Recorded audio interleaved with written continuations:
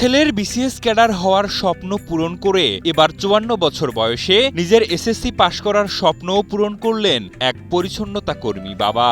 ভর্তি হলাম, ভর্তি হয়ে লেখাপড়া শিখে পরীক্ষা দিয়েছি, এবার রেজাল্টটা আলহামদুলিল্লাহ খুবই ভালো হয়েছে। সারা জীবন হাসপাতালের ময়লা আবর্জনা পরিষ্কার করেছেন, পরিবার সামলে সন্তানদেরও প্রতিষ্ঠিত করতে নিজের কয়েক যুগ বিলিয়েছেন।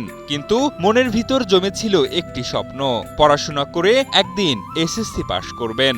যখন আমি স্কুলে ভর্তি হতে যাই, আমাকে প্রিন্সিপাল স্যার বলছে, কে ভর্তি হবে, তোমার ছেলে না মেয়ে?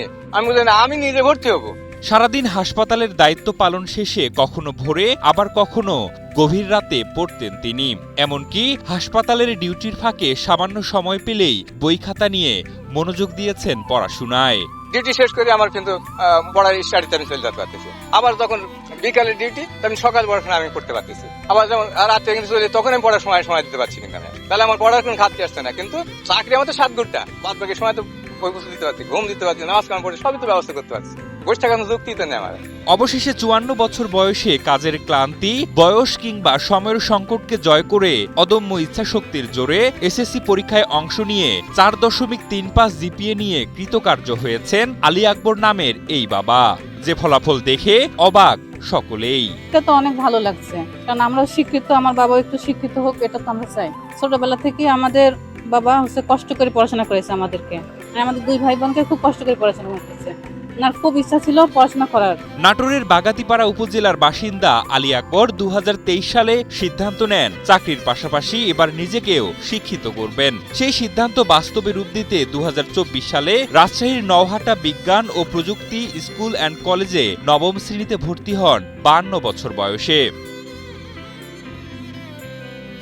শিক্ষকরা জানান, শ্রেণীকক্ষে নিয়মিত উপস্থিত আর প্রাণবন্ত অংশগ্রহণে সবার নজর কাড়তেন আলী আকবর। অদম্য ইচ্ছাশক্তি, অধ্যবসায় আর নিয়মিত পড়াশোনার ফলেই আজ তার এই সাফল্য।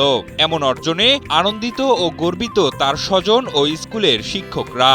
অন্যান্য যে রেগুলার ছাত্র বা যে নিয়মিত বয়সের পড়াশোনা করে যে ছাত্ররা, তাদের মতোই তার মেধা, তার পড়ার আদম্য ইচ্ছা শক্তি থাকার কারণে তার এই দৃঢ় সংকল্প বাস্তবায়ন হয়েছে, না হলে সম্ভব ছিল। উনার একান্তই ইচ্ছা অনুগ্রহের কারণে হয়েছে। তাছাড়া এত বয়সে একজন ছাত্র পাশ করার কথা। সোয়ান প্রপার্টিজ লিমিটেড তৈরি করছে নিরাপদ, স্বাচ্ছন্দ্যময় এক নতুন ঠিকানা। সোয়ান গ্রুপের একটি পণ্য। আলী আকবরের ছেলে ইসমাইল হোসেন ৪২তম বিসিএস দিয়ে হয়েছেন সরকারি ডাক্তার। মেয়ে ফাতিমা খাতুন নার্সিং শেষ করে চাকরি করছেন হাসপাতালে। মেয়েটা আমার বড়, মেয়েটাকে আমি ইসলাম ব্যাংক মেডিকেল কলেজে নার্সিং এ পড়াইছি, এখানে চাকরি হয়ে গেছে। আবার ছেলেটা এখানে ইসলাম ব্যাংক মেডিকেল কলেজে পড়াশোনা করেছে, তারপরে বিসিএস হয়ে গেছে, সে একজন সরকারি চাকরি করতেছে। তবে নিজেদের মতো বাবাকেও আরো উচ্চশিক্ষায় শিক্ষিত করতে চান সন্তানরা। আমার দাদা একটু গরিব মানুষ, লেখাপড়া করাতে পারেনি।